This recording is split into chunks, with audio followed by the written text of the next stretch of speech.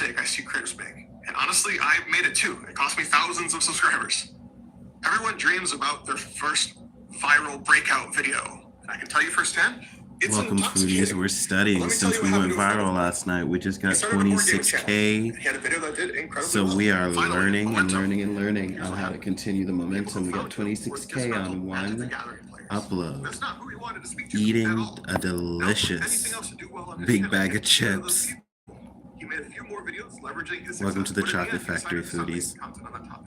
That's what happens when you make content without intention. We're going to be studying. Success, but it's the wrong kind. Now you have to undo all of that momentum to We're preparing for our next Trust me, I know. vlog. I had 8,000 subscribers who all wanted board game and card game design videos. When I came back and said, hey, I'm not going to make what you want anymore. Instead, I'm going to talk about this other thing that you don't want. I had a lot of upset people, understandably. Look at this. These were my first 5 videos after the pivot. In that same 2-month period, my old board game content, already more than a year old at this point, pulled in 32,000 views with just 3 videos alone. And my new stuff only managed 4,500 views in that same time frame. That's a massive gap. And here's why that matters. YouTube needs to understand who to recommend your videos to. When you create for different people each time, you're training the algorithm to be confused. Because the content I made created a promise I didn't intend to make. Now that doesn't mean you can't change course if you're willing. I did. And if I hadn't got it started before I was ready, I wouldn't be here today. I had to go through that to learn what I needed to grow. All you can do is the best you can with the knowledge you have right now. The channels that succeed are the ones who did it intentionally. Not that they could guarantee a breakout hit, but that they spoke to who they intended. Or at the very least, they were okay with who they found and then they doubled down. When someone watches your video, what do you want them to think? That was a nice video. Or I wonder what else they made. That difference is everything. The way you create that I need more feeling is by building a bingeable library. When you create for the same person consistently and solve the same problem, they can watch all your stuff. And this is critical because the bigger your library you build over time, the better this works in your favor. Every video builds on the data from the last. One viral video is not enough to break through the noise. You need a library that sends a clear signal about who you serve. I'll show you exactly how I set up my end screens to encourage binging at the end of this video. But building a library is only half the battle. There's something happening right now that changes who actually survives on this planet. You could be vaping formaldehyde, which is used in taxidermy. Oh dear. What? Formaldehyde. Oh dear. What? I knew it. Oh dear, oh dear. What? Are you an elk? I don't know what I am. Users spiked overnight, but your stress level didn't. With Azure, auto-scaling keeps performance steady. So even when demand surges... AI is flooding every niche right now. The tools are getting better every day, and it's only accelerating. Information isn't scarce anymore, and that changes what actually matters. Let me share something with you that bugs the crap out of me. Have you ever watched content from someone and it just felt soulless? Picture a thumbnail. How I made 10K with a shocked face and a money emoji. You click, and it's just a generic list of affiliate marketing tips anyone could find in 30 seconds on Google. No personal story, no failures, no here's what happened when I actually tried this, just information with a face attached. There are creators out there making stuff that has no heart, no emotion, no shared experience, no real effort in helping others. I don't know about you, but I can see right through it. I can see that what they truly care about is views. And this is critical because viewers are getting better at spotting what's real versus manufactured. They can see right through it. And don't get me wrong, we all want to grow, but some creators come across like they're doing it at the expense of others. Like they don't actually care about you, they just care that you clicked. Then I look at channels that are growing. I look at my own growth. Here's what I noticed. How you share information is what matters now. I watched a video by Nate Black recently about his take on what to do moving into 2026. And a phrase stuck with me, authenticity as a skill. I started looking at what was actually connecting. It wasn't the videos with the most information. It was the ones where I shared my failures, the lessons I learned the hard way, my actual experience going from burnt out to full-time in under a year. Why should they listen to you? Authenticity as a skill. Be verifiably human, connected to your experience and emotion. My success has come from sharing my failures, my lessons I learned the hard way. If you ever watched another one of my videos, my authenticity might be why you're watching this one, or maybe it's why you'll watch another one in the future. Here's why this matters to you specifically. As AI gets better at generating information, your authenticity is the only thing that makes you irreplaceable. This is your moat against AI. AI can generate information. Alone, that's just more noise. But it can't generate your story, your failures, your real experience of going from burnt out to full-time in under a year.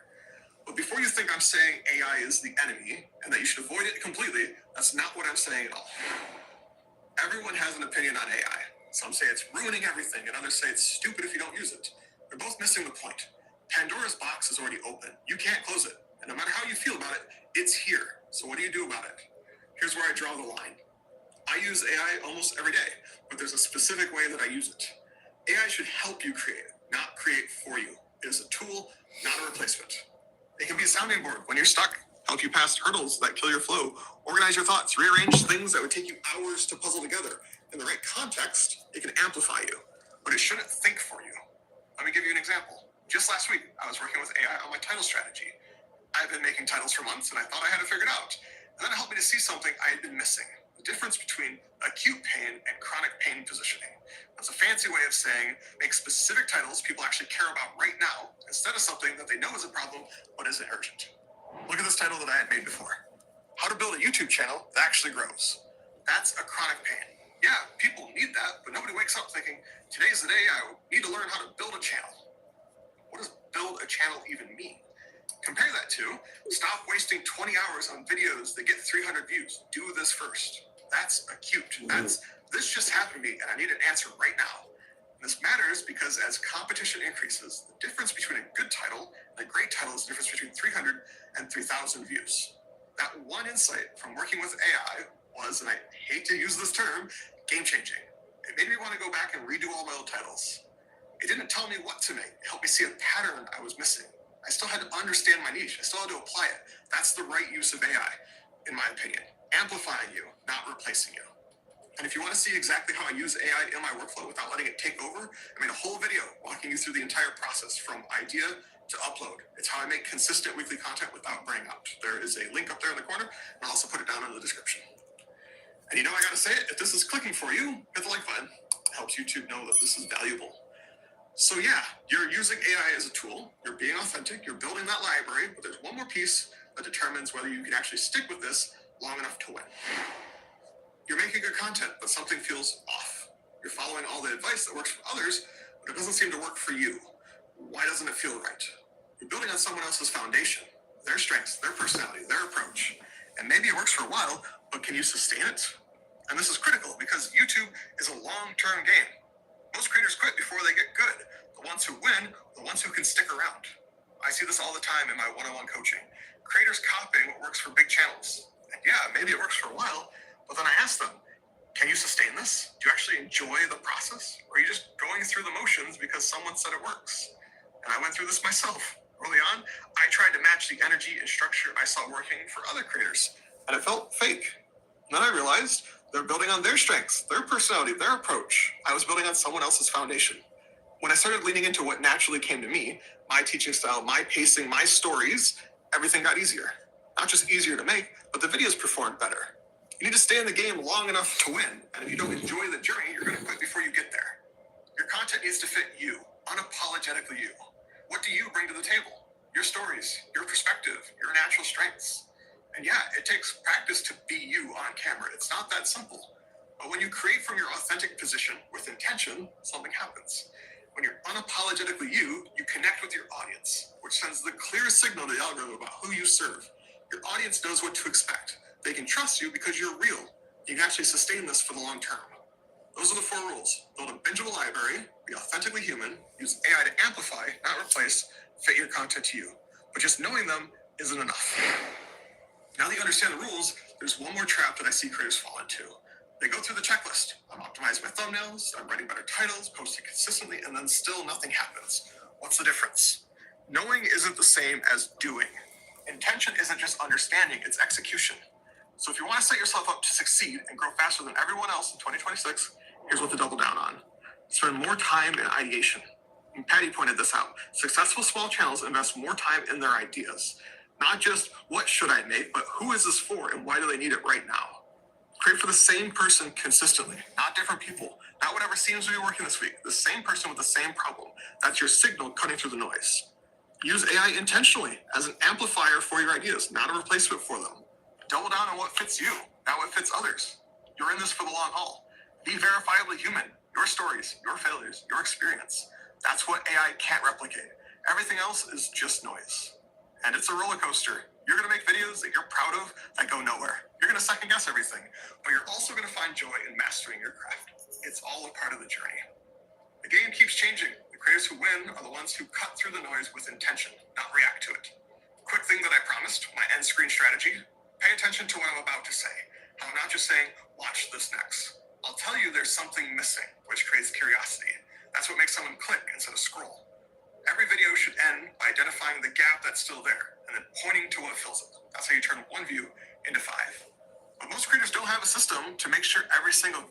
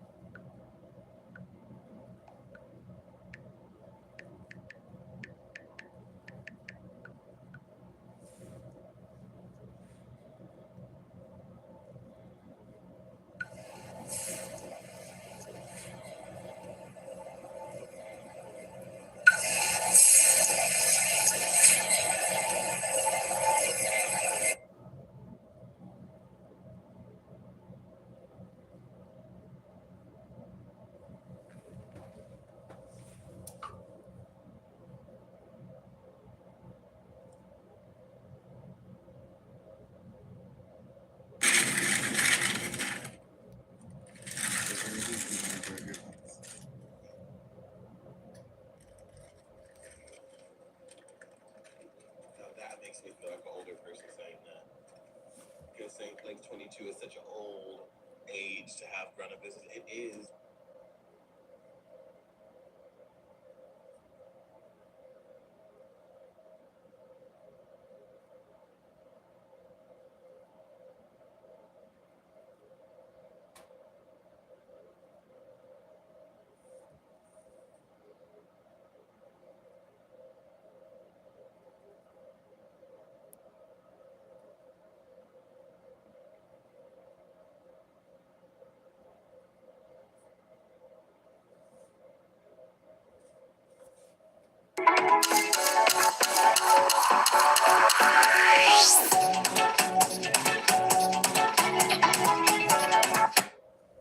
There's chances.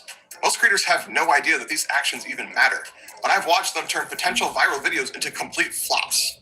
After helping dozens of small creators recover from these exact mistakes, I'm going to show you exactly what not to do in the next 48 hours if you want your video to actually get seen. Imagine this. You spent 6 hours editing. You're genuinely proud of the content. You uploaded at 3 p.m. on Tuesday, and you immediately click to watch it because you're excited. You watch 30 seconds and think, this looks good, and you close it. Congratulations, you just told YouTube that even you don't want to watch your own video. This kills small channels. YouTube has almost no data on your video yet. If you're one of the first 5 views and you click off after 10 seconds, you just told YouTube this video sucks.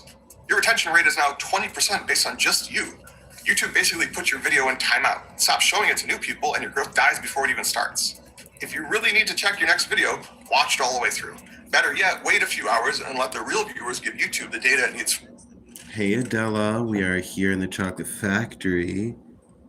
Oh, my camera's off because we are doing a behind the scenes. We're setting up our eating show, and I like to have our Chocolate Factory have a different vibe. So we're going to be behind the scenes here. We're creating a poll. First, 2, sharing with the wrong audience. I get it. You're excited. You want to share your video with your mom, your friends, your coworkers. Stop right there. Unless your mom is really interested in your sketch comedy videos, she's not your target audience. She might click out a love, watch 30 seconds to be supportive, and then click off. YouTube sees this traffic with terrible retention and thinks, oh, this video doesn't work. It stops showing your video to people who actually watch it. You're training YouTube to think your content appeals to people who don't actually want to watch it. Your friends and family love you, but they're probably not going to watch your 15-minute gaming highlights. Save the sharing for when you have a video that's Oh, okay. Am I okay? Yeah, I'm amazing. Adela, we just got 26K views on our last live. 26K views. And it was amazing. We were eating hot Cheetos. Could you go to Chocolate Sugi, please, and like and comment on our hot Cheetos and Jolly Ranchers mukbang? We got 26K views, 500 likes. We hit top 3 gold, silver, and bronze here at the Chocolate Factory. We got 26K views with 500 likes with our hot Cheetos and Jolly Ranchers ASMR mukbang. So fun, learned so much. Our second runner was our Jolly Ranchers ASMR mukbang where we got 13K. And then our third runner was our mango mukbang where we got 5.6 thousand. And we also did end up getting 2,000 subscribers.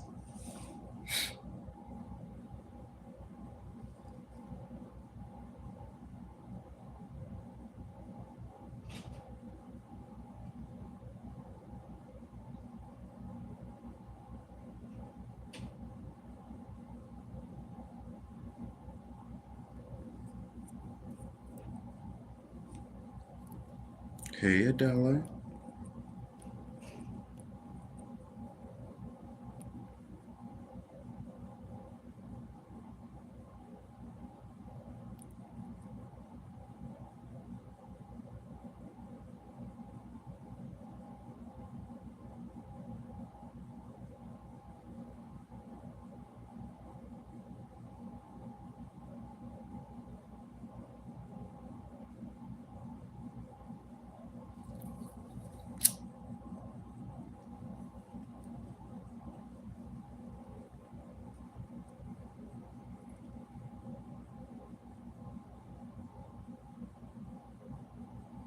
Adele, you still in the house?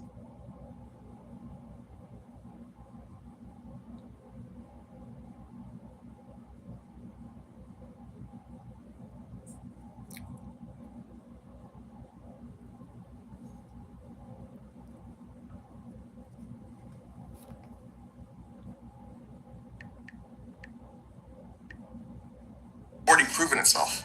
Sometimes creators know they're making mistakes like these, but they can't figure out which ones are actually holding them back. I just created a quiz that helps you identify what's really stopping your channel growth. You can find it in the description below. It gives you personalized insights, actionable strategies to finally break through your plateau and start building real momentum. It takes a whole 2 minutes. Your video's been up for 6 hours, has 23 views, panic sets in. Maybe the thumbnail isn't good enough. Maybe you should change the title. Here's what happens when you change anything after upload. YouTube treats it like a brand new video. All that initial momentum, gone. It's like YouTube hits the reset button and everything it learned about your video. I've seen creators change one word in their title and lose all momentum. Their video dies. Anytime I've done this past the first 2 hours, I have never seen an improvement. YouTube needs time to test your video with different audiences. Give it at least a week, or even 2 to 4 weeks. If your video is really performing badly after 2 to 3 weeks and you're confident that you have a better title or thumbnail, then consider changing it, but not before. Take it from someone who's changed his past stuff way too much. None of it has ever made a difference. There are better things to do with your time. Take those lessons into the next video. This one breaks my heart. I see so many small creators delete videos after a week because they only got 50 views. Videos can randomly explode months later. I've had a video suddenly take off 6 months after it was dead. Anything can get picked up by the algorithm later. Every video is a lottery ticket. When you delete videos early, you're throwing away lottery tickets that could still win. Give every video at the very least a month. unless it's really embarrassing or off-brand. You never know which one will be your breakthrough. This is exactly what I call the valley of death. It's that brutal period of time where you're creating good content, but the numbers don't show it yet. Most creators quit right here, right before their breakthrough. I actually made a whole video about how to survive this phase and the complete system that got me through it to 20,000 subscribers. It's all about having the right strategy, tactics, and mindset working together so you don't give up when things look hopeless. You can watch it next. Stop checking your analytics every 20 minutes. I know it's tempting, but it doesn't do anything for you, except maybe make you feel worse. Heck, analytics under 1,000 views are basically meaningless. Maybe your click-through rate is lower than normal on a video, so you think, I'm never going to make a video like that one again. But maybe it's because the almighty algorithm pushed you to a new audience. You see that your average watch time is higher than normal, so you think you need to make more videos like the latest one. But maybe this is your first video at 20 minutes and you normally make ones at 8 minutes long. Early data is chaos. It's like trying to predict the weather by looking at a single cloud. When your channel is smaller, your data set is too tiny. This doesn't hurt your videos, it hurts your confidence. When you're checking your analytics every hour, seeing no movement, you start doubting everything about your content. Check your analytics for the first couple hours after uploading. Respond to comments, but then stop. You can come back after 3 to 4 days. Videos that aren't getting something like 200 views a day don't mean much. Focus on videos that have at least that before making any decisions based on data. YouTube plays at scale. Until you're also at scale, the analytics don't mean much. Just $5 for 1,000 views. Sounds really tempting when you're stuck at 47 subscribers. Don't do it. Never buy views. There is no bigger way to tank your channel.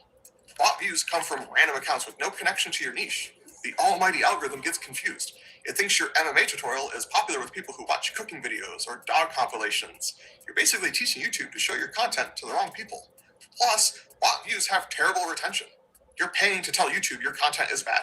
There are no shortcuts. Organic growth takes time, and it's the only growth that actually builds a sustainable channel. You win by outlasting those who couldn't wait for it to work.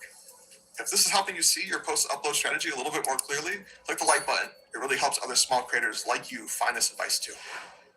You just uploaded to YouTube, so you immediately post the same video chopped up to TikTok, Instagram, YouTube Shorts. You turn it into a post on X and LinkedIn. Stop. You think you're being efficient, but you're actually shooting yourself in the foot. Each platform rewards slightly different behaviors or content styles. I'm going to guess that you don't have a team of people helping you.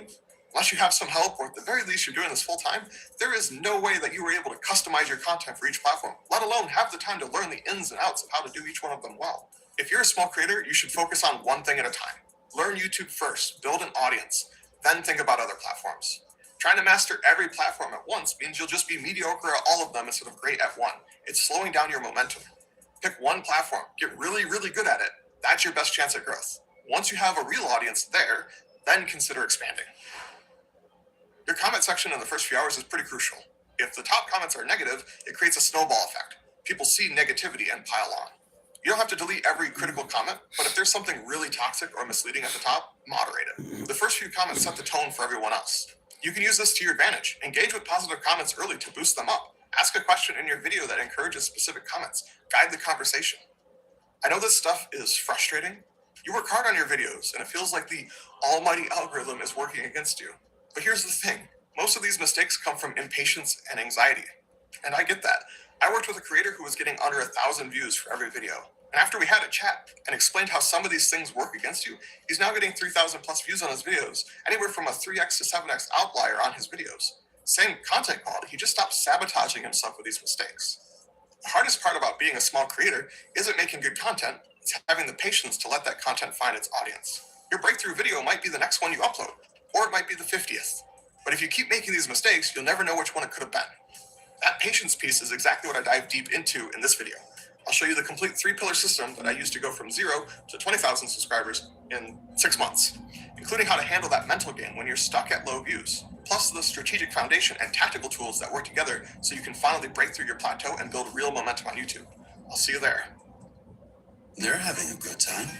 Is it because they booked a new vacation package that made it easy to change and rearrange their whole trip? I think so. Growing a YouTube channel feels impossible right now. Half the experts say, go all in on shorts, while the others warn, shorts will kill your long-form views. I get it. The pressure to excel in both formats can be overwhelming. You only have so many hours in the day, and every time you open YouTube, someone's preaching a new strategy guaranteed to crack the algorithm. Here's the truth. Most creators are approaching this all wrong. They're anxiously bouncing between formats without understanding the fundamental relationship between shorts and long-form content. In this video, I'll break down what actually works right now. You'll walk away with a clear decision framework tailored to your exact channel stage, allowing you to develop a sustainable strategy that matches your goals and creative strengths. By the end, you won't just have vague advice. You'll have a specific plan for whether to focus on one format or balance both, with exact implementation steps for your unique situation. But before we get to that, I just have a really quick message from the sponsor of today's video, Nexus Clips. Let's talk about a practical workflow issue that affects most YouTube creators. You're already spending hours creating high-quality, long-form content, but the almighty algorithm increasingly favors channels that publish both long and short-form content consistently. Creating shorts manually becomes another production task that many creators simply don't have time for. This creates a significant gap in your channel's growth potential. Nexus Clips offers a solution that integrates seamlessly into an existing YouTube workflow. The platform uses AI to analyze your uploaded videos and identify the segments that will perform best as shorts. What makes this particularly valuable is the automation of the technical aspects. It handles the vertical reformatting with intelligent framing that keeps the subject centered. The automatic subtitle generation saves hours of work, and you can customize the style to match your channel branding. From a channel growth perspective, this tool allows you to maintain a presence in both ecosystems without doubling your workload. I've seen this exact strategy play out across many channels who have exploded in the last year. If you're serious about optimizing your YouTube growth, click the link in the description to check out Nexus Clips and see how it can fit into your content workflow. Most creators don't realize that YouTube Shorts and long-form videos are completely different ecosystems, requiring entirely different skills. Think of YouTube like a restaurant. It offers both takeout and dine-in experiences. The core cuisine stays the same, but the presentation and delivery must be adapted for each context. Same brand, different formats. YouTube doesn't actually care what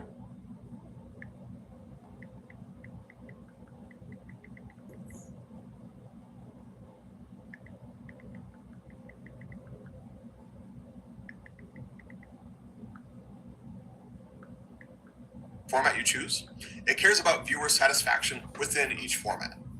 This means that the algorithm isn't evaluating your shorts against your long-form content. It's comparing your shorts to other shorts and your long-form to other long-form videos. Many creators make a crucial mistake when approaching both formats. They assume they can simply trim down their long-form content into shorts and call it a day. The result is mediocre performance in both formats. Have you ever tried to repurpose content and felt like something was lost in translation? That's because shorts viewers and long-form viewers have fundamentally different expectations and consumption habits. The hard truth many successful creators had to learn was this. Trying to master both formats simultaneously is like trying to build a car while also learning how to fly a plane. They share some principles, but require fundamentally different mindsets. Before we dive into the specifics, if you're serious about building a sustainable YouTube channel through strategic, long-form content, make sure to subscribe to my weekly Boundless Creator newsletter. I share exclusive insights on algorithm changes, monetization strategies, and audience building techniques that never quite make it to my public videos. It's for the creators who take their growth seriously. You can find a link to join in the description down below. Now that we understand the dual nature of YouTube, let's transition to a detailed breakdown of each format's strengths and limitations so you can make a strategic decision about where to invest your limited creative energy. Let's start with shorts. What makes them appealing and what limitations should you be aware of?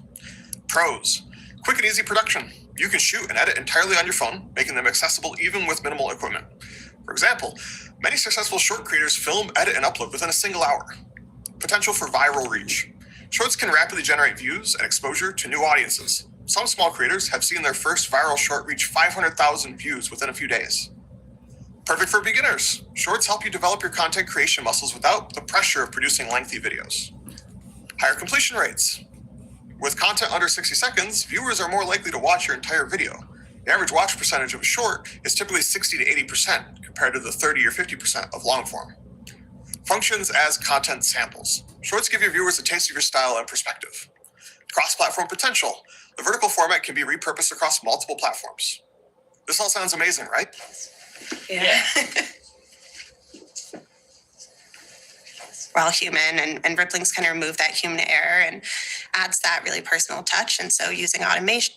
But there's another side of the story. Cons. Limited depth. The time constraint makes it difficult to provide substantial value on complex topics. Different audience. Shorts viewers often have different expectations and consumption habits than long-form viewers. Significantly lower monetization.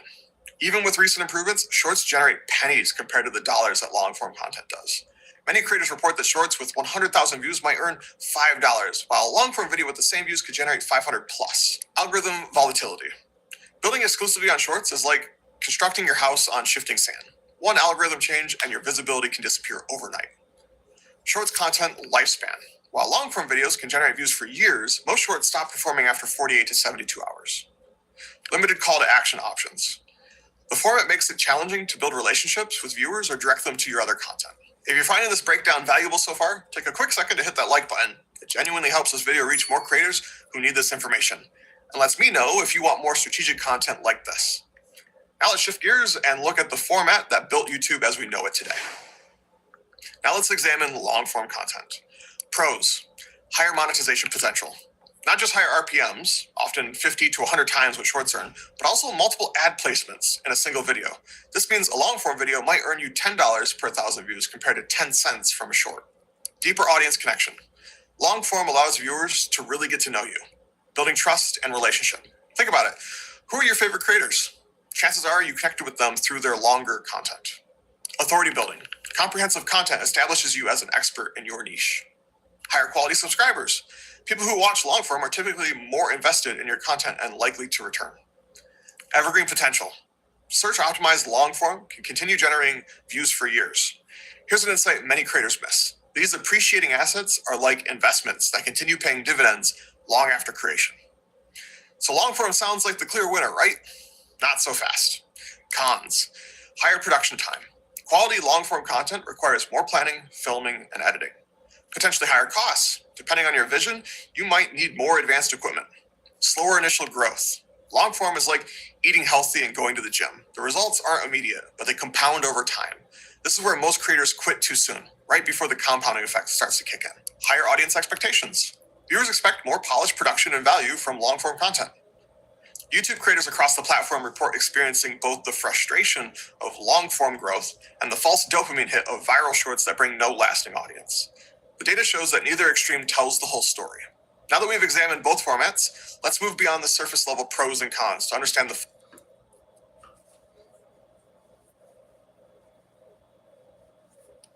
fundamental equation that should drive your decision. What truly matters isn't view count. It's the leverage you get from the time you invest. Let me share a perspective that changed how many successful creators approach content. When creators first start on YouTube, they often obsess over metrics. Views, subscribers, watch time, but that's looking at the wrong equation. The real question is, what return are you getting on your creative investment? Take a moment and guess, how many shorts could you create in the time it takes to make one long-form video? Let's break it down. Based on research and conversations with dozens of creators, a typical long-form video takes about 4 hours of research and planning, 2 hours filming, and 6 hours of editing for a total of 12 hours. A typical short takes 30 minutes planning, 30 minutes filming, 1 hour editing for a total of 2 hours. At first glance, it looks like you could make 6 shorts in the time it takes to make one long-form video, but that's only half of the equation. The average long-form video continues generating substantial views for about 18 months. Many of my videos are still bringing in hundreds of views a day, even after over a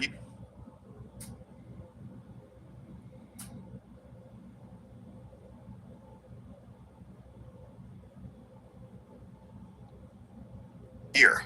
Meanwhile, the average short essentially dies after 48 to 72 hours, with only minimal views after that. I know how frustrating this can feel. You put in hours of work, see a sudden spike of views, and then nothing. It's like building sandcastles that wash away with each tide, while you could be building permanent structures that appreciate over time. This creates a compound effect that is easy to miss when you're in the daily grind of content creation. Let me show you what happens over a year. If you publish one long-form video per week, at the end of the year, your newest video gets 1,000 views, but you also have 51 other videos still generating views. Your content library becomes an asset that works while you sleep. If you publish only shorts, your newest 2 to 3 shorts are getting significant views. You're constantly starting from zero. You're trapped on a content treadmill. This isn't just theory. I see it play out with creator after creator. Many report that the first 3 months of long form were painfully slow, but month 4 started to show the compounding effect of consistency. The shorts only creators, meanwhile, often find themselves constantly chasing the next viral hit, with little to show for their previous work. With this leverage equation in mind, let's translate these insights into a practical approach for different channel stages. So what's the right approach for you? It comes down to a few key questions. First, what is your ultimate goal with YouTube? Is it about impact, Money, quality subscribers, views. Be honest with yourself. Second, what content format fits your niche best? Some topics naturally work better in one format than the other. Third, what are your personal strengths? When you align with your strengths, that's when the magic happens. And fourth, what fits your schedule and resources? The best strategy is the one that you can consistently execute. Here's what research and successful creator case studies show works best for sustainable growth. Focus on creating consistent, high-quality, long-form content as your foundation before experimenting with shorts. Long-form provides the highest leverage for several reasons. Better monetization potential, stronger audience connection, compounding views over time, less algorithm dependence, and clear authority building. I know waiting for those compounding results can feel like watching paint dry, especially when you see other creators getting quick wins with viral shorts, but this is precisely where people give up right before the breakthrough. Consistency isn't just about posting regularly, it's about staying the course long enough to see that exponential growth curve. I know it's tempting to try and do everything at once, but we often put too much on our plates when the right call is to just focus and get good at one thing. Remember, YouTube success isn't about doing everything, it's about doing the right things well. Quality and consistency eventually cut through the noise.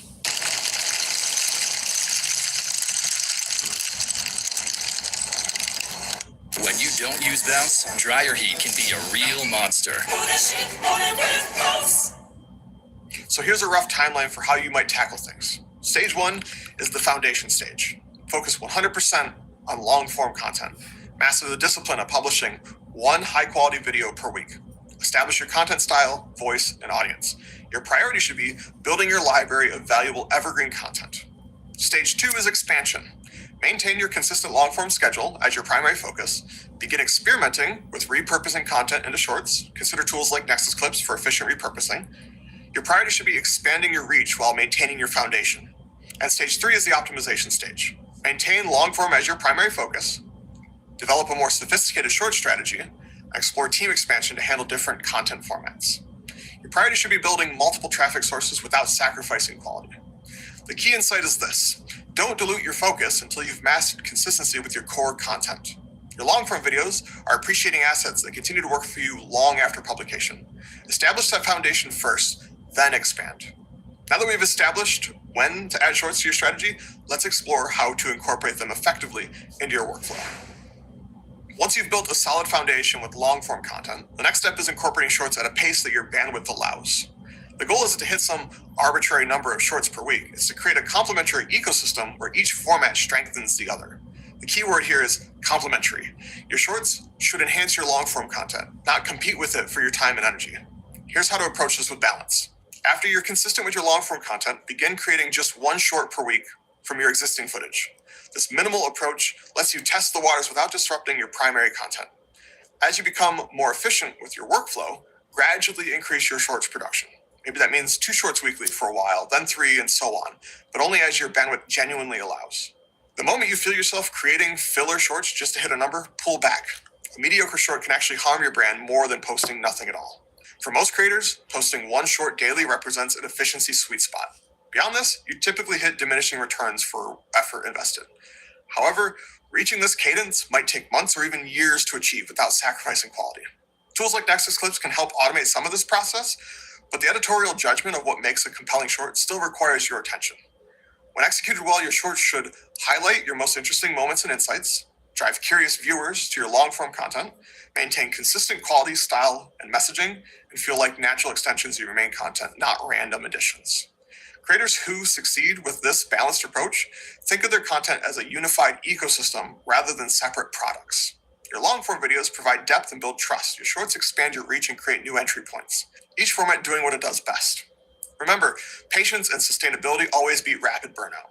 It's better to consistently create one excellent short weekly for years than to push out daily shorts for a month before exhaustion sets in. The debate between shorts and long-form misses the point. The real questions are, what are you trying to achieve? What format fits your content best? What plays to your strengths? And what can you realistically maintain? For most creators, especially those starting out, one high-quality, long-form video per week is the foundation of sustainable success. It's the highest leverage activity you can do on YouTube. If you're in a position to do both formats effectively, make sure that they are strategically aligned and maintain a consistent brand identity across both. I hope this video has given you some clarity on which format deserves your focus right now. Remember, it's not about what's trending or what some guru is pushing. It's about finding what approach works best for your unique situation. Successful creators consistently report that when they stop chasing trends and focused on creating depth in one format, their growth actually accelerated. The true power of content creation isn't in chasing metrics, it's in building assets that work for you over time. Now that you know which content format to focus on for sustainable channel growth, there's one crucial YouTube feature that will multiply those results without creating any additional content: the community tab. If you're serious about maximizing your growth strategy, click the video on screen now about transforming your community tab into a secret weapon that can boost your video visibility.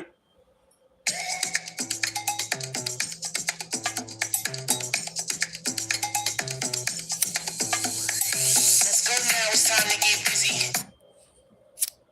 Most creators are completely missing out on YouTube's most underrated growth feature because they treat the community tab as an afterthought rather than a secret weapon. After studying over 20 successful YouTube channels, I've discovered something surprising. The community tab is the most overlooked tool that can significantly boost your channel's visibility without creating any new videos. And it only takes 10 minutes per week. The community tab is that little section on your channel where you can post updates, polls, images, and text content separate from your videos. It lives right here. But here's what most creators miss. YouTube started giving community posts prime real estate on your viewers' homepages and in their feeds. This is a massive shift that completely changes how we should think about the community tab. The really powerful part, these posts don't just reach your subscribers like most people think. They get pushed to your viewers and people YouTube thinks are like your viewers. This means every community post you create has the potential to reach people who have never even heard of your channel before. It's basically free advertising that YouTube is offering you. I've had community posts that get more reach than some of my videos. And I'm not alone. The algorithm is actively promoting this feature, which means now is the perfect time to start using it strategically before everyone else catches on.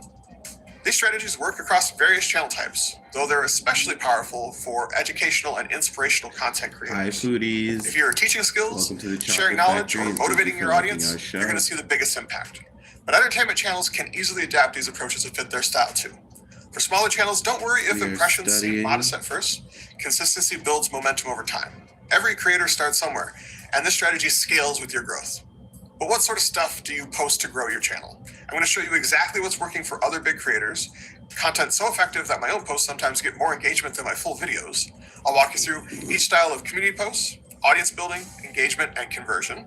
And after that, I'll show you how you can best use these for your own channel and exactly how to implement them efficiently with practical applications that take just minutes per week. So hit that like button and let's dive in. Now let's talk about what to actually post. I've identified 6 different types of community posts that drive real channel growth. These fall into 3 strategic categories. They each serve a different purpose in your growth strategy. Think of these categories as the 3 chambers in your secret weapon. Let's break down each category and the specific post types that make them effective. Category 1 is audience building posts. The first category focuses on creating connection and establishing value with your viewers. There are 2 powerful types of posts in this category. First, educational quick tips. These are bite-sized pieces of value that your audience can consume quickly. Consistency is what makes these so powerful. Regular mini lessons can create a large group of people who really love the written posts and keep coming back to them every day. This builds a loyal audience that returns regularly, increasing the likelihood that they'll see your videos when you post them. Many creators worry about annoying subscribers with frequent posts. The truth is, educational content rarely annoys viewers if it provides genuine value. If your posts solve problems, people will look forward to them and not filter them out. I'm giving this a perfect 10 out of 10 because of how easy and powerful it is. If this fits your channel, do it. And if you enjoy these types of bite-sized educational tips, you'll absolutely love Boundless Creator. It's my newsletter where I share even more detailed growth strategies that I don't cover in my videos. It's the top link in the description. Now let's move to our next audience building content type: behind the scenes or lifestyle content. While educational content feeds the mind, behind the scenes content builds emotional connection with your audience. These posts humanize your channel and help viewers to feel like they know the person behind the content. This approach works better for some creators than others, but even if you're more private, there are ways to make it work. These posts can be as simple as a photo of you editing, a workspace tour, or maybe sharing a challenge that you're facing. And if you're camera shy, no problem, share your process without sharing your face. Show equipment or your notes or even just your workspace view. The goal for these is connection instead of exposure. When viewers care about you beyond your information, they're more likely to subscribe, to turn on notifications, and watch your videos immediately upon release. Let me share something personal Hey, with you here. cool Zach. When I first started using the We're community doing tab, awesome over I had here. And we are here in the chocolate factory, and I have some interesting ideas of what to do over here, and I really do like the faceless vibe. We're using a second phone for over here, so until we get our quality and production up, and I'm being very transparent because you guys like the authenticity, and it's been a pleasure to be authentic. We're going to go live here shortly on Chocolate Sugi. I was wondering if you thought it was a good idea for us to continue to do more hygiene. We get a lot of subscribers from those videos, but I was wondering maybe we should consider, we've talked about this, leaving more of that over here at the Chocolate Factory. But also, I'm seeing that you guys are vibing with it. I don't know. I'm trying to learn. We're learning in real time how to brand and put our thoughts together with our analytics and seeing what our audience is saying and our foodies. And your opinion matters more than. I hope you understand. Your opinion is everything. Your opinion is everything, Zach. Like I wanted to do hygiene over at Chocolate Sugi's. You know, chocolate as food, chocolate as in skin. Let me say that a little bit better. Chocolate as in food, chocolate as in skin. We're putting together our Shark Tank pitch, which of course is a popular show. I'm not sure if you watch it though, and it's entrepreneurial and it really shows you to have your stuff together. And if you can't pitch it, nobody else of course can buy it. So here at the Chocolate Factory, I'm liking until we get our quality up to have more behind the scenes of what we've got going on at the chocolate. Not even just quality. When we're not on camera at Chocolate Sugi's, I like to get on the Chocolate Factory and chat with you podcast style. You know, I like that. I like chatting with you podcast style, asking questions. The poll I have for the poll is: did you subscribe? Yes or no? And I understand that the polls here at the Chocolate Factory, they're going to be more in depth. This is a different vibe than Chocolate Sugi's. This is going to be real business forward. Chocolate Sugi's, or I can't decide if which one is going to be more business forward and which one is going to be more not vlog style, but more where you can see more of a personal side of me.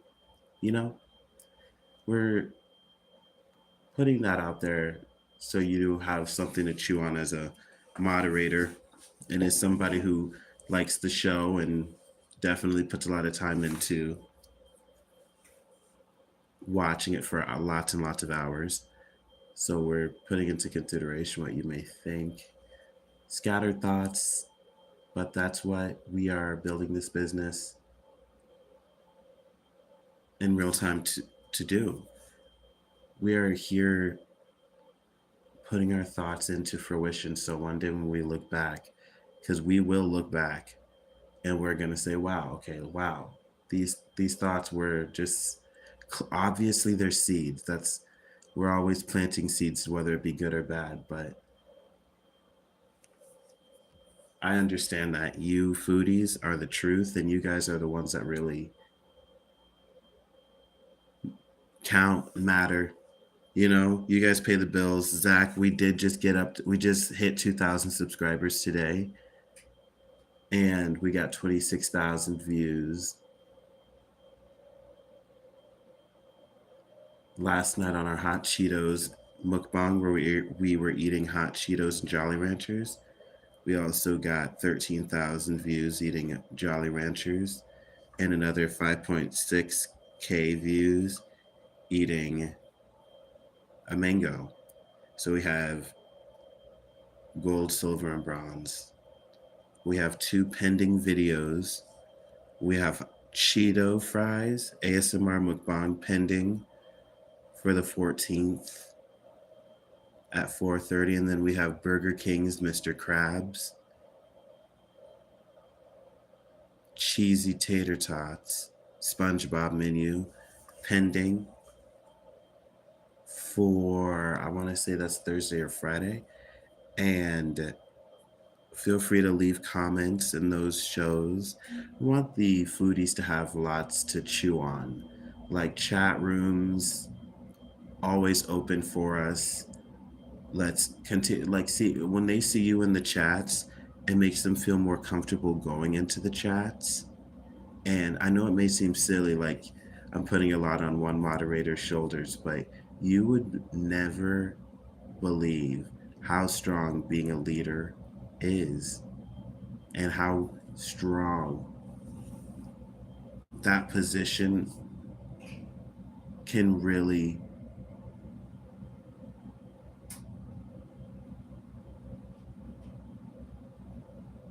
rise us up here at the Chocolate Factory, and as you and as an individual, you know, as we're learning media here, you're learning media with us. And you being in the chats, leaving chats and things like that, once we start getting monetized, we will totally pay our moderators. You know, we're really close to getting monetized. You need 1,000 subscribers. We're at 2,100 now. You need 4,000 watch hours. We had 20 watch hours 2 weeks ago, and now we have 563. So based on this, we will get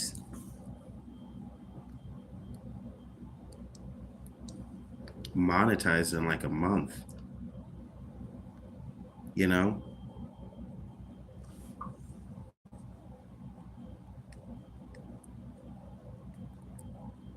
Because you need 4,000, but I'm putting out more content. I'm putting out longer content, more consistent, higher quality every day. My math isn't mathing. I know it's not the perfect math, but it's what I figured because the content we're putting out, the eating shows, cooking shows, food vlogs, it's not, well, the feedback that we're getting, the thumbs up, the likes, the views, the dislikes, the comments, most importantly, the dislikes, the comments, the likes, the comments, the comments, the comments. I could go on and on and on, which always goes back to the reason we don't block or hide comments, because they all are a depiction on maybe the show's boring and that's why they're spamming in the chat. You know what I'm saying? Maybe I'm slouching and I sound really boring, and you really have to emote when you are on YouTube. You see how my voice is? You have to do all of those things to continue to, you're always performing. As boring and lame as I may seem, or as I know I seem on live at this point, I really do understand that there's a lot more into performing for you guys. And thank you so much for the compliments. He says, good job for the subscribers. Thank you. And it actually really comes because you guys are in these chats. Like here on the Chocolate Factory, this channel has grown way faster than Chocolate SUGI'S. Chocolate SUGI'S, as of the time of this filming, is at 2,100, and the Chocolate Factory is at 70 subscribers. But Chocolate SUGI has grown faster than, the Chocolate Factory has grown faster than Chocolate SUGI'S, which is at 2,100, and the Chocolate Factory is at 70 at the time of this filming subscribers. So like, I understand what I was just telling my uncle who wants to be a YouTuber and my buddy who's actually YouTubing, that the first 100 subscribers literally is the hard part. After that, people just start to trust you more. You have a little bit more skin in the game. Not only that, but YouTube knows a little bit more about what it is that you're putting out there and who to push your videos towards. You know, when you don't have any videos, you know, YouTube doesn't want to give you your videos to somebody that doesn't want your stuff. They're still going to try, but if nobody likes it, then it's a business. Why would they give people stuff they don't like? So This channel over here has, like I've said for the fourth time, has grown way faster than Chocolate Sugi's. So we're going to continue to keep going live here, because we could have gone live a month ago at Chocolate Sugi's, but we didn't. So we're going to continue to go live here because we're going to grow expeditiously. I mean, we got like 20 subscribers in one day because of Chocolate Sugi's. Actually, I think we got 50 subscribers in a day and a half over here because of Chocolate Sugi's. So we're going to go live on Chocolate Sugi's here soon. Eat an orange, some bananas, get some nutrition in. Perhaps it'll be a slow night, but most definitely want to get in some watch time hours. That's why I was like, you know what? While I'm sitting here editing and putting together these Burger King mukbangs and things like that, I might just want to pull out the chocolate factory. And I think Motto, do you remember when Mateo was on the live last night and he told me that the quality of the video wasn't very good? Well, it's because I'm using an Android, and as much as people love their little Androids, I really don't think that I don't like their camera as well. So I like the podcast like this. I like it. It keeps the quality nice. It makes me not want to delete videos in the future, you know, because I'm looking at the other videos from the other day, like, oh no, I want to delete these. But I understand with having Chocolate Sugi's that it's about the momentum and not about deleting. But I like this vibe as a podcast. It's actually extremely exciting. It's more exciting than I am coming off.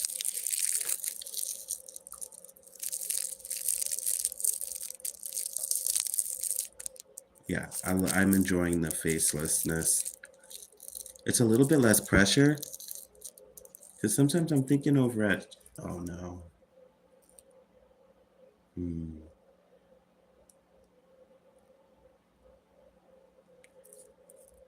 I'm thinking over at Chocolate Sugi's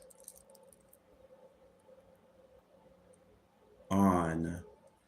I'm thinking about like having a moment where I do interludes instead of like peeling out of the camera, because you guys aren't really liking with that so much, but we shall see.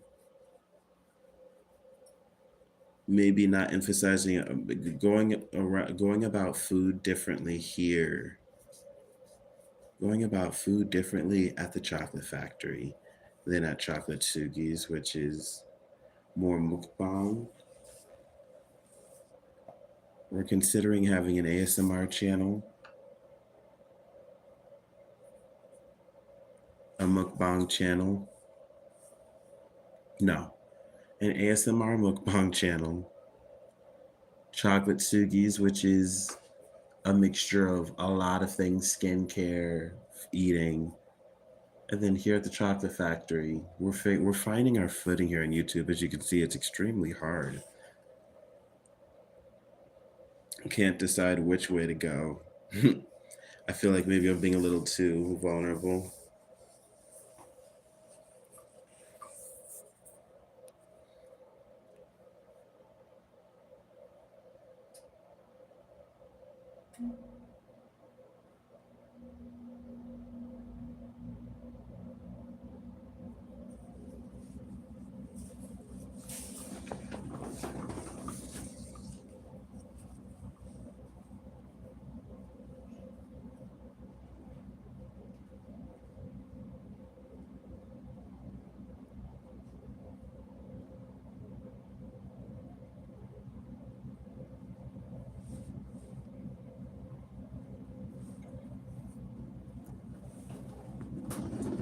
Do you think we should do more morning shows or evening shows?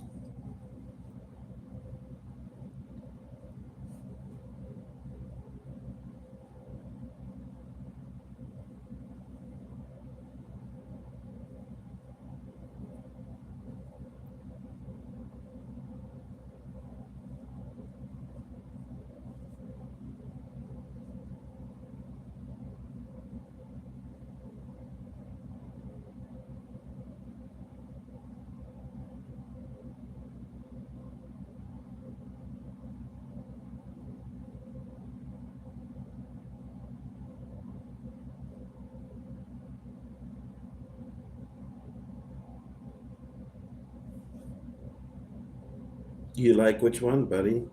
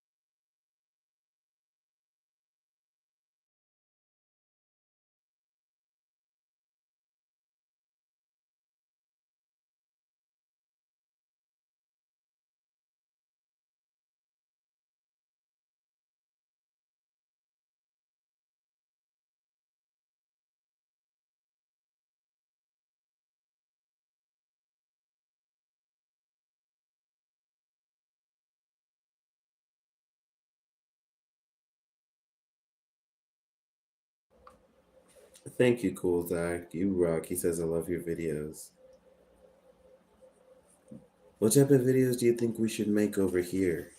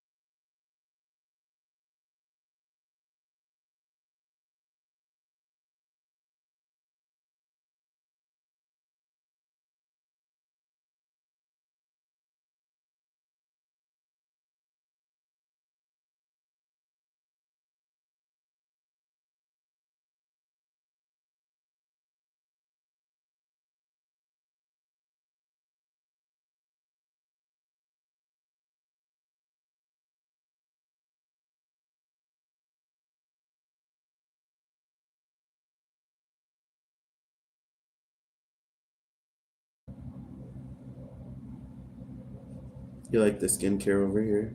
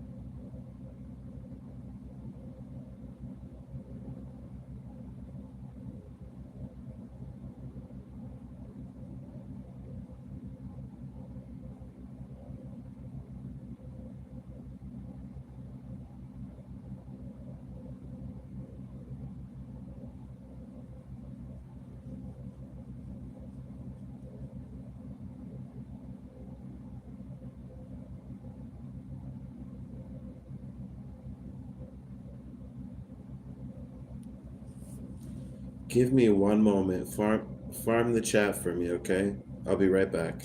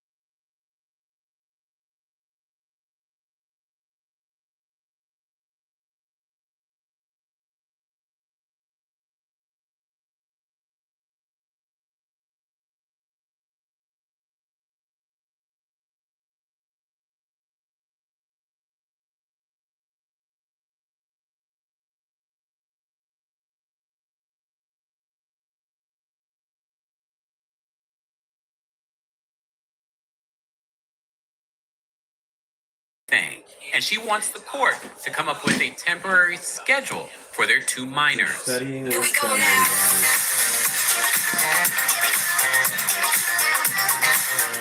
Welcome back to the Campfire Channel, your #1 source for pop culture news and music, entertainment, reality TV, and so much more. As always, be sure to like this video, subscribe to the channel, and hit that notification bell so you never miss out on breaking news when we go live or when we upload.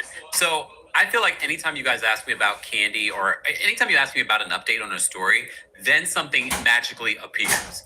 Well, I saw this a couple of days ago and just now had the opportunity to look up the court docs and give you an update.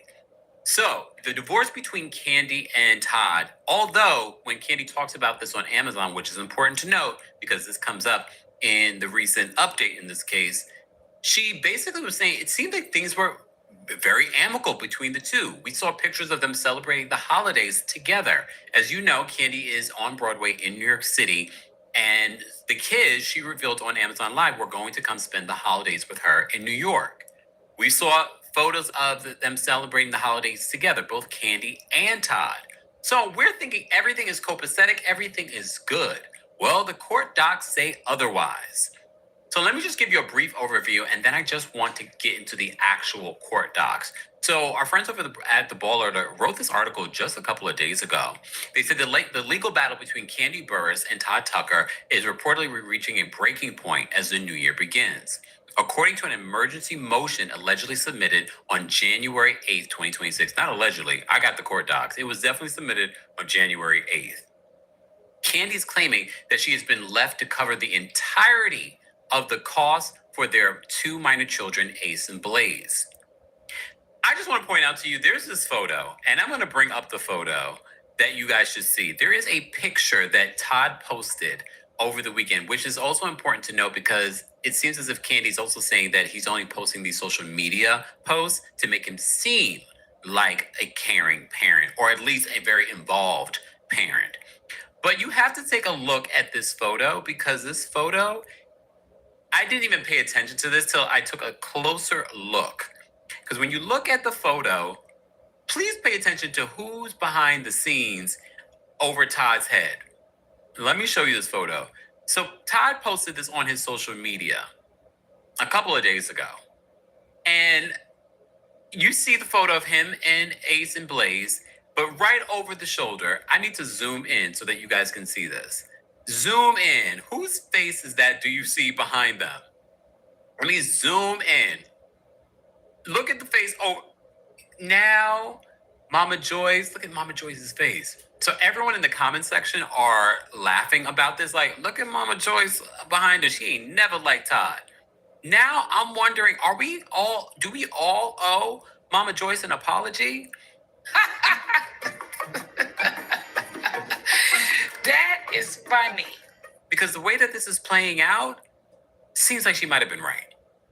So the reported filing suggests that the singer and entrepreneur is currently paying for everything from school tuition and medical bills to daily necessities, despite Todd allegedly income streams of his own. This alleged financial strain marks a significant shift from Candy's earlier public statements about maintaining a civil co-parenting relationship. The reported court documents also take aim at Todd's recent lifestyle choices and social media presence. Candy alleges that while she has remained focused on professional growth and family responsibilities, Todd has reportedly been taking multiple vacations overseas. Furthermore, the motion, mind you, they have not even been divorcing this long. Furthermore, the motion alleges that Todd's daddy daycare persona on social media is a facade. Lies! The lie! My moderate to severe Crohn's symptoms kept me out of the picture. With SKYRIZI, feel symptom relief at 4 weeks. Many people were in remission at 12 weeks, at 1 year, and even at 3 years. Don't use if allergic. Serious allergic reactions, increased infections, or lower ability to fight them may occur. Before treatment, get checked for infections and TB. Tell your doctor about any flu-like symptoms or vaccines. Liver problems leading to hospitalization may occur when treated for Crohn's. Ask your gastroenterologist about SKYRIZI. Style and substance in the GMC Sierra. Or get a total value of over $8,000 on this Sierra 1500 model. okay? Claiming that he has not been showing up for his scheduled parenting time. So let me get into the actual court docs because I think that's important to know. This was filed on January 8th. And it was hard to find. Candy, I get it. I get why Candy wants to keep this under seal. She doesn't want all of us talking about this. But we have to because we've been talking about this from the beginning. So let me just get into some of what is being said in the actual court docs. So they talk about who this is involved in. They talk about the person that's filing. They give you just kind of the background. But let me get into the nitty-gritty of what is being talked about. So they say this: the respondent is self-employed entrepreneur who possesses the earnings and an earning capacity to financially support 2 minor children and make financial contributions to the children's expenses. The respondent possesses multiple sources of income currently and throughout the duration of the marriage. But now I'm wondering, so if you're currently paying all of these things, Candy, were you always paying all of these things? And maybe he was paying other things? I'm trying to understand, when did this change? They can see that the respondent does not pay the mortgage or expenses at the marital residence, which I'm not surprised at that because I expected that Candy would walk away with this property because we saw her get this property before she even married Todd. So he doesn't pay the mortgage or expenses at the marital residence. The respondent does not exercise parenting time with the minor children on a significant basis, despite the facade of his 2 to 3 minute social media videos chronicling his quote daddy daycare on his social media platforms. So since the petitioner filed her petition for divorce, the respondent, Todd Tucker, has intentionally and willfully attempted to interfere with the petitioner's parenting time with the minor children, specifically during the recent Christmas holiday break. So remember, she went on her Amazon Live talking about how the kids were going to be spending the holidays with her. She also talked about how she would love to have a divorce this Christmas. When people ask about the one thing that she wants for Christmas, she says a divorce. So the respondent attempted to prohibit the children from traveling to New York to visit the petitioner, even though she had previously incurred costs of travel for the children and provided the respondent with significant notice of her intent to exercise parenting time during the children's designated holiday break. Court intervention is essential to ensure the petitioner will be able to exercise consistent and peaceful parenting time with the minor children while the divorce proceedings are pending before this honorable court. The petitioner requests that the court issue a temporary parenting plan that affords the parties with respective scheduled parenting time with the minor children on a temporary basis. The petitioner requests that the temporary parenting plan also includes a plan that addresses how the parties shall split time with the minor children during the upcoming holidays and academic breaks. The petitioner has already secured travel itineraries for the children for their upcoming spring break. Therefore, she requests that she be awarded parenting time with the minor children during their upcoming spring break during an even calendar years on a temporary basis. So it's important to note that for those that aren't familiar, Candy's currently here in New York City on Broadway. She mentioned that the kids would be spending the holidays with her on her Amazon Live. I'm assuming that this was already agreed upon and worked out with Todd. But apparently, there was some sort of issue over the holidays, hence why she had this emergency motion. The petitioner requests that the court schedule a hearing to address the issues of the temporary child support and parenting time at the court's earliest available date for consideration. So word on the street, that happened this morning. Based on what I saw in regards to Fulton County's update, there was some sort of hearing. I don't have the actual court docs just yet. So they continue in regards to those were the details. So Candy would like a temporary schedule that is assigned by the court. And I'm not surprised at this because she probably thought, well, we could do this amicably between ourselves in regards to figuring out a schedule. And then there was some sort of hiccup during the holidays. So now she's like, I'm no longer going to do this through communication with you. We're going to get the court to come up with their own schedule, and we will have to abide by that schedule. Well, the mess continues. So shout out to our friends over at Straight From The A and also our friends on X for bringing this to our attention. Baddies TV, the girls are fighting. They write this. They said, They said in the court filing, Todd Tucker states that the petitioner has incessantly discussed the divorce with various media outlets, including print, televised, and online platforms, while the husband has refrained from any public commentary regarding the matter. But this was his response to her wanting to have this divorce sealed. Honestly, just from that first sentence, it is true. Candy has been the only one that's talked about this publicly. He has not talked about this publicly. He's insinuated things, but he has not said anything publicly about this divorce. Hey. Hi. Could you please submit your expenses today? You have those expense reports? Hi. Can you submit those receipts?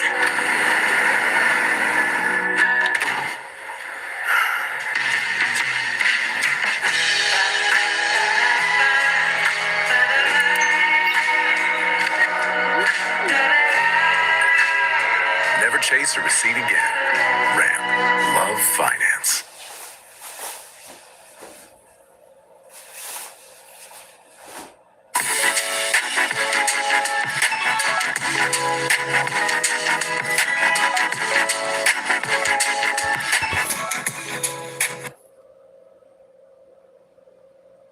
So Todd argues that the Georgia law presumes court records are public and that Burris has not shown why this case should be treated differently from any other divorce cases.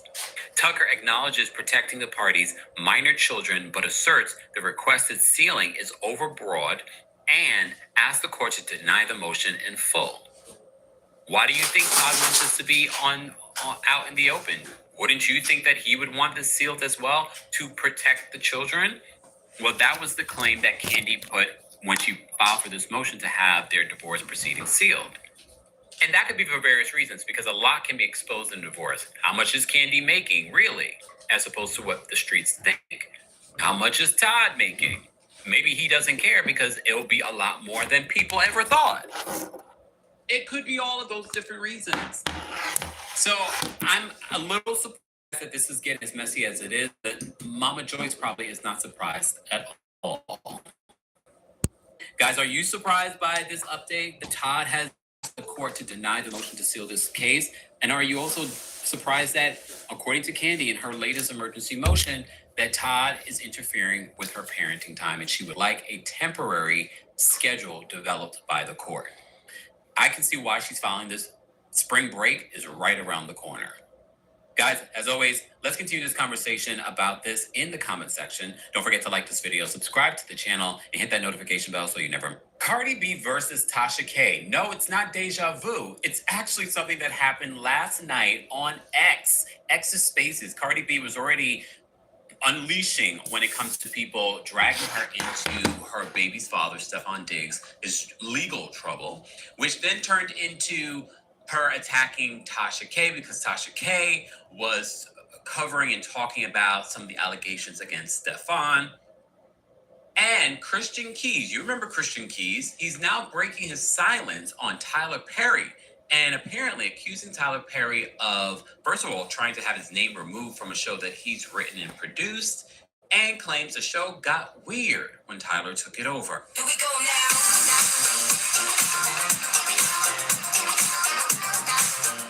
Welcome back to the Empire. MyPlanetHealthcare.gov is excellent. I can get annual screenings, checkups, and more. I was able to look at. Ooh-wee. Honey. Look at Cardi B, honey. Cardi B, I don't know who told her to get on camera looking like this, but honey, she is showing y'all all of her. And it is a lot to talk about. We got a lot. Cardi, you need to stop that. Man is showing y'all all of her. And Cardi B, I don't know who told her to get on camera looking like this, but honey, she is showing y'all all of her. And it is a lot to talk about. We got a lot. Cardi, you need to stop that. Man, these BBLs is getting out of hand, y'all. These BBLs is getting out of hand. Honey, we need to call this the BBL tour. Okay. All right. So hopefully you guys get in here. Make sure you guys like this video. If you guys want to come up here and talk to me about all this, I got to tell y'all, we are talking about Cardi B, Offset, Selena, and Tasha K. And just hilarious. All right, so I want y'all to hit that link, come up here, because y'all know I love my people talking to me, okay? Yes, all right. Uh-huh. So, everybody is putting out this video, Cardi B, as you guys can see her. She's getting ready for her tour. What do y'all think about it? I tell you what I think. All I'm thinking about that BBL I'm seeing across the stage. I mean, the BBL is definitely keeping attention, all right? I mean, she got that BBL for a reason, to have all eyes on the BBL. And trust me, all eyes are on that BBL. Dime, do you see that BBL? I haven't seen it like this before. I thought she took some out. Honey, damn. Could you imagine what it would look like if she didn't take that out? Too big, too damn big. Oh, wow. Oh, wow. Look, you're doing her squats though. Are you looking at this shit? You're keeping it Are you looking at this butt? The BBL? Yeah. You looking at that? I want my garage to feel like a bonus room, not just a makeshift storage unit. My neighbor's looks like a luxury gym, while mine has this oil stain on the floor. How y'all doing? What's going on? Queenie, get your tail up here, girl. Get up here right now, Queenie. Uh-huh. And it's not gonna keep a man. Apparently it didn't. He stayed in other beds. It is BBL do not keep no man. Okay? At all. And it ain't gonna get you a good man either. Yeah, sure, man. Oh my God. I guess what you get a BBL? I guess you gotta get it for you. You know, and I guess she wanted a bigger butt. Okay, and that's what she got. So she dragging that wagon, honey. She's toting that ass, okay? Looking like a black ant. You said she's a butt demon. What? What? I said she looked like an ant. Oh. Oh my God. And you know, Stefan Diggs, he's been in that BBL. Offset been in that BBL. You know, so I guess after that, you know, they still went off to other women. That BBL was not enough. No. So please. All right, they said leave Cardi alone. Uh-oh. First of all, you know I love me some Cardi B. Shit. I talk about everybody. Ain't nobody gonna... I talk about everybody. They must be reading what your it says, the messy butt. The sweet spot. Wait, that mean I'm sweet with it, but I'm gonna talk about it. Okay, we get messy. Juicy girl. But I'm gonna talk about but she put her ass out here for the screen. We didn't have to see this. Hell. Hell. She knew people were gonna talk. Hell. You know what I mean? That person got a BBL. Okay, well, I'll tell you one thing. Let me say something nice. Her waist look nice. Absolutely. Yeah, that waist look nice. Yeah, that waist look nice. What else can I say that's nice? Her attitude, I like it. No, it depends on it. It depends on the day. It depends on the day. Yeah. Cause she is moody as hell. You know, one minute she's sweet, next minute she cussing your ass out. I couldn't deal with that. I'm trying to figure out what else I can say nice about her. She stays dressing, honey. She dresses. I don't care for all that fashion shit. Oh, I love it. Really? I'm not a big fan of all that. But I would say her waist is nice. All I'm just doing, looking at the clips, you know, they're talking about the clips right here. All I can think about the way, but you know that BBL, it outshines everything. The BBL really takes the stage. She got some nice teeth.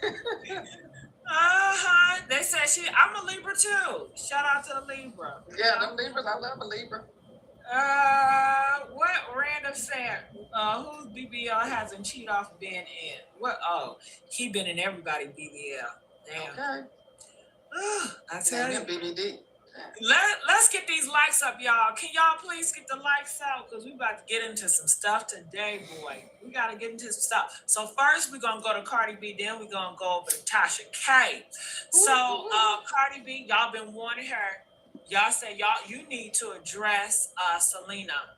powwow. Selena didn't put your business out here. She talked about your kids. She didn't talk about, but she made mention of her child because Offset over there gossiping to BBL Selena powwow about any and everything. Now, before I get into this story, Dom, I cannot stand a man that gossips. That pillow talk is the worst of them. Oh my God. They don't get it. What? I expect it from a homosexual. From a man. And why you want to talk about another woman to another woman as if you don't know how these women are? They can't wait to have the tea to go tell it. I think they got one up on the other one. Please. I tell you, I don't like men that do this shit. I don't like a gossiping heterosexual man.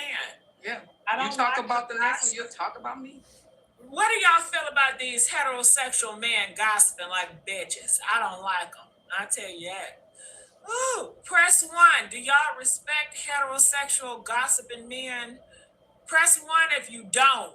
Press 5 if you do. I don't respect you, heterosexual gossiping motherfuckers. Okay? Period. I feel like if you gonna. What's better than a walk? A Petco run, duh. See, Petco's always been where the pets go. For the brands they can't get enough of, and some you can't get anywhere else.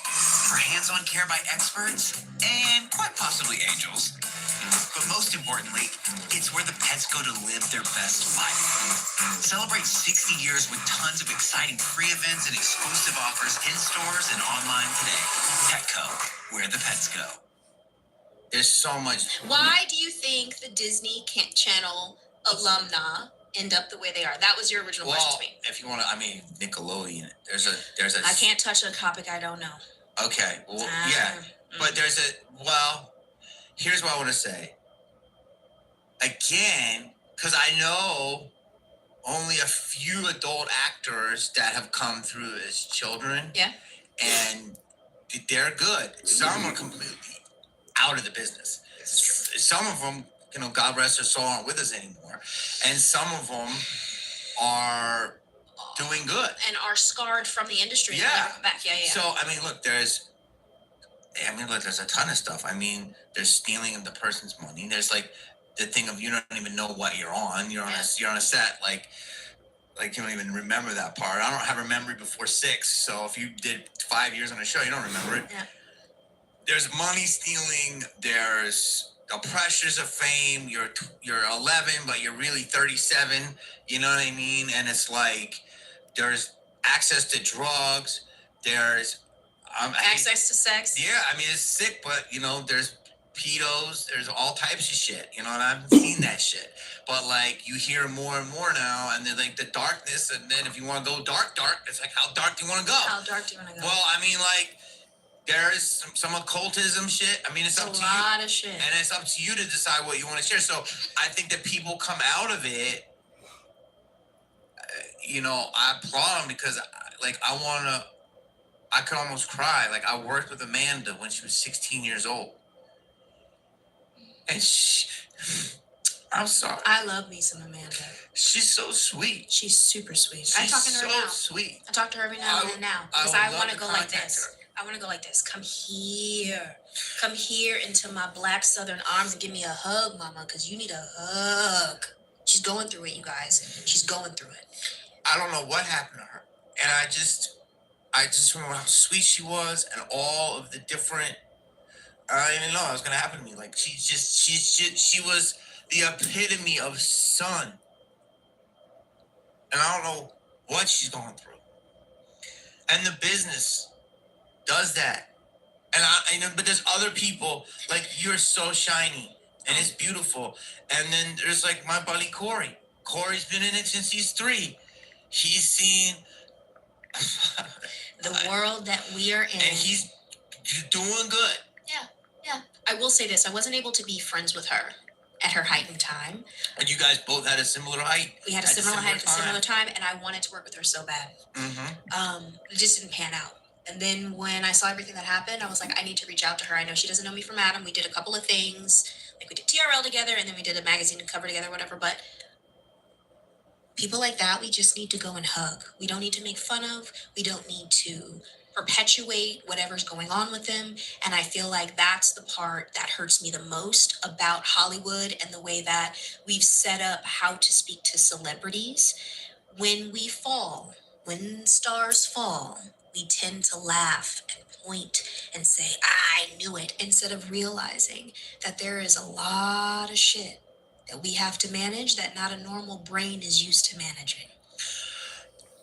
Beyond true. It's like, but people look at it, there's a jealousy there. There's an not understanding there. It's like, if some people are jealous, you don't know what somebody gave up. No one handed anyone anything. And if they did, Lana Turner, the only person you ever heard of getting it in a coffee shop, you still have to maintain it. So you can get a break. It doesn't mean you're going to last 30 years.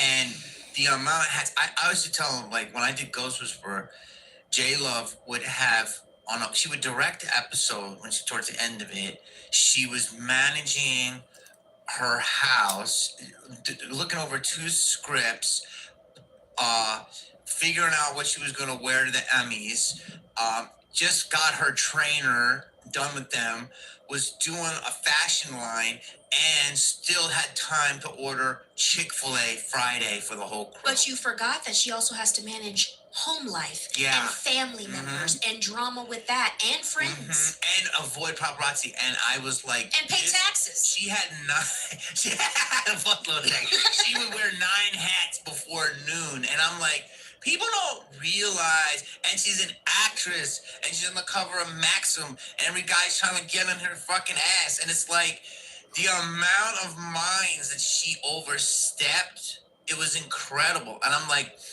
that's what you're saying. It's like,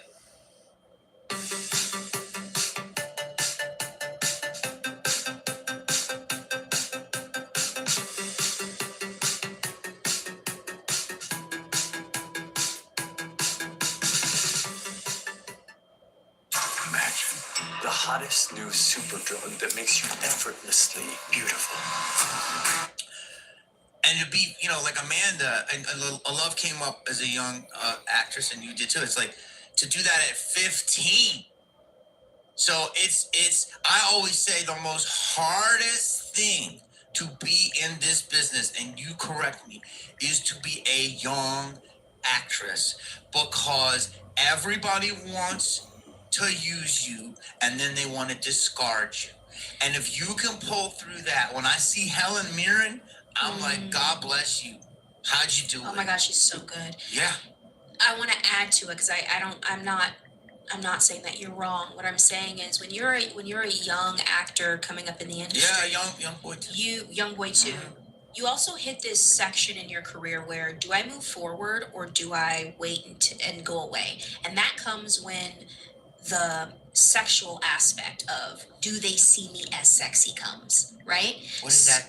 Meaning, so Amanda did Maxim, but she had to be 18.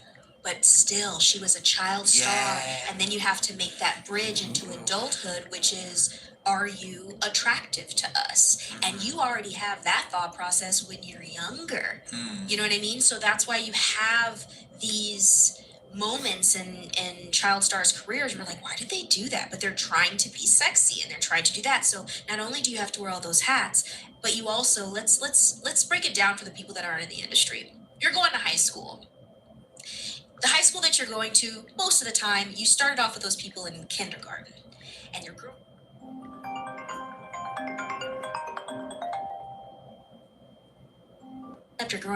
up. By the time you get to high school, that's when you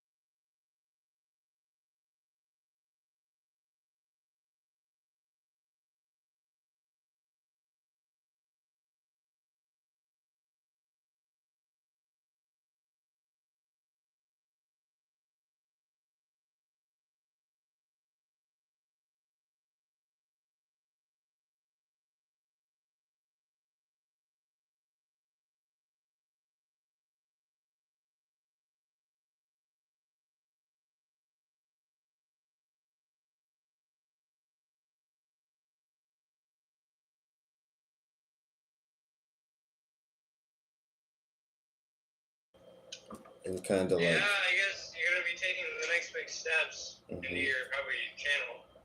Because I understand what you need to do to get your first 100 subscribers. It's different than what you're gonna need to do to get to the next step and the next step and the next step. You know. Yeah. So I'm considering going back over those videos and not being too analytical, but I know I have some slop videos. Like I'm talking like not just embarrassing, but just there's no way I could stand behind them. Like a video where I fell asleep with the iPad, the cracked iPad, playing a video that eventually stopped playing. So then it's just hours of, I don't know, me snoring, which I guess is some sort of ASMR, but I'm not, I don't know if I was snoring, you'd probably just hear air conditioning, which I guess is some sort of ASMR, but is that what I want to put out there? No. I could also sneeze in a napkin and get views, but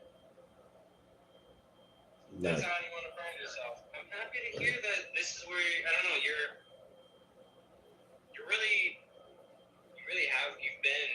you're really sculpting, I would say, your YouTube channel. Yes. By the way, I did fucking horrible. You did F word horrible? What happened? I feel like I made like 60, almost $70. Hey, that's good.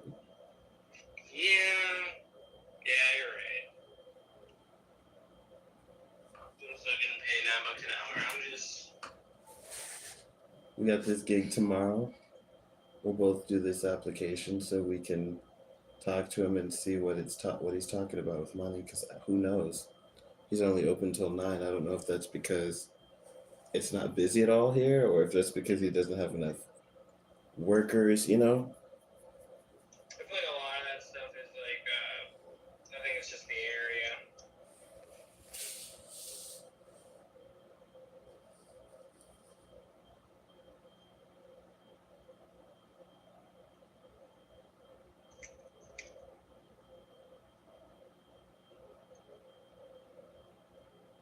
So do you want me to come over, or like, that's where we're gonna?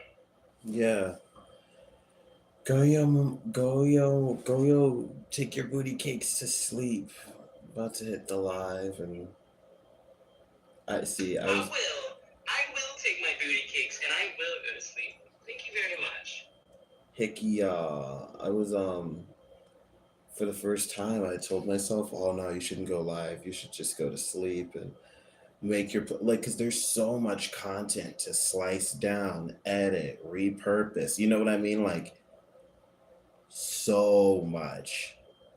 I know. So I am slowly starting to realize why YouTube editors get paid massive. They get paid the big bucks. Mm-hmm. Because it's not even about just watching. It's about you can't just like you gotta like half-ass listen to it, you know. But when you're doing live shows, it's like there's a beauty in today's view. Like I've been in those live streams where, like the one when I got the 26K last night, where you're talking to people and you feel good, and lots of people are in there. You get that 26K views, but it's like unless they're like some big celebrity, who's gonna watch them go to like not just go to McDonald's like it's a show, but like do vlog anything? Who's just gonna watch somebody drive down the street, get a bottle, drink, pick up their boyfriend, the kids, make dinner? So, you know, someone who's not doing anything. I know that there's obviously lots of that, and there's obviously a crowd for that. But what I mean, like, is like, hmm,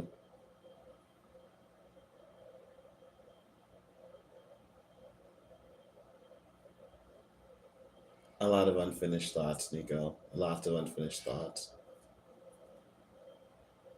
I can understand. It's kind of like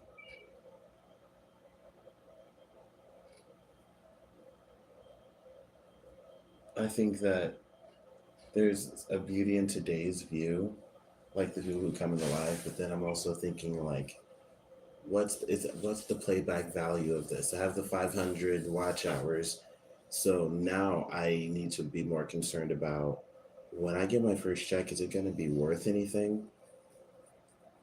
Like I'm not saying all my videos are, there's some videos in there that are good, like the ones when I actually turn off the camera, or I don't just fall asleep and let the camera roll.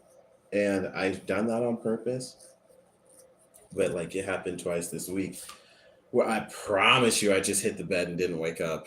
I almost forgot they happened because the lives are so good, but I'm like, oh man, that definitely happened. Makes your stats go down because, after a while, no one's watching. It's like, well, someone's always going to be watching, but it's like, well, then why don't you just keep a camera painting at pointing at a wall and watching, paint dry? That there's something for everything, but if you want to do brainless stuff, do you? But that's just not what I'm doing here. Maybe that's another channel idea. Yeah, like you don't want to be a content farmer. Well, I do want to farm content. I just want to farm content pertaining to what I've got going on. That's the reason I'm pushing it out. And the I don't want to be. I want to have a show, a proper show that people respect and want to come back to. I want to give people quality content. I want to give YouTube quality content. It's a muscle that now I can see. This is like going to the gym and understanding, wow, I really do have to start at the fives. That's okay. You know, that's okay. Because I'm going to get up there, because you can. As long as you rest, eat well, and come back, you know, stretch. Because I'm like, I see these people that have a show, and I'm like, Nico, to even make a show is so much research, which means you have to make that money on the front end and back end because you got to pay rent first off, and then the back end is, well, this is your name, this is Tasha K, this is David Stevenson, this is Nikolai Perez. You know what I'm saying? Yeah. So it's like you want to make something of quality that has longevity. Oh, this is hard, but it's kind of like new levels, new devils. It's about time. There's people who are doing big things at 20, 21, 19, 14, 37. There's no age to growth, but it's about time. Bro, guess what? I'm sorry. I just got a little bit happy. I'm sorry about. No, you're right though. You found a 20. You found a 20 in your pocket. No, I didn't find 20. I found a 10 though. Bro, don't tell me I can read your mind.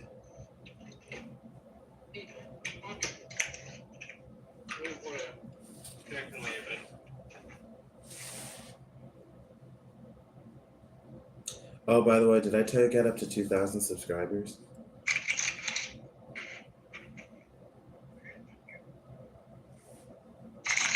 Be the man on me.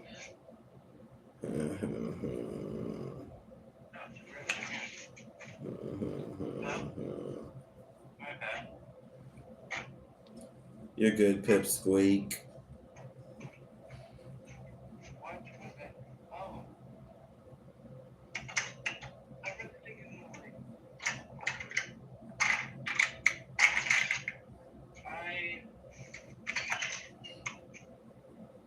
Displaying everything right now. I don't know. I'm a little bit amazed by it. I think I'm really starting to get into a better headspace. You know? And because I'm not gonna lie, it's a big thing. Like I've been trying to just like talk to you about a lot of things. Like yesterday, I don't know what was going on with me. Like why I felt so emotional. But like, if you want to post it, you're gonna hear about the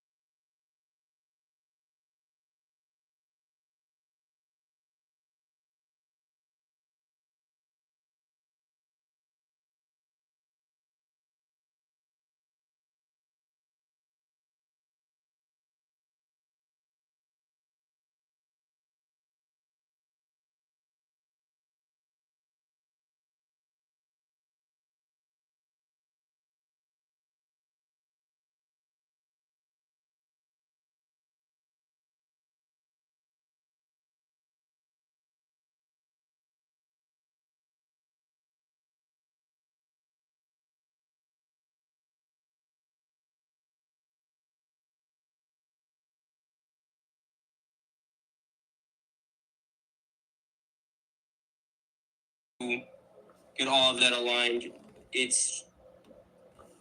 I guess the big thing is I think I take a little bit too much inspiration from it.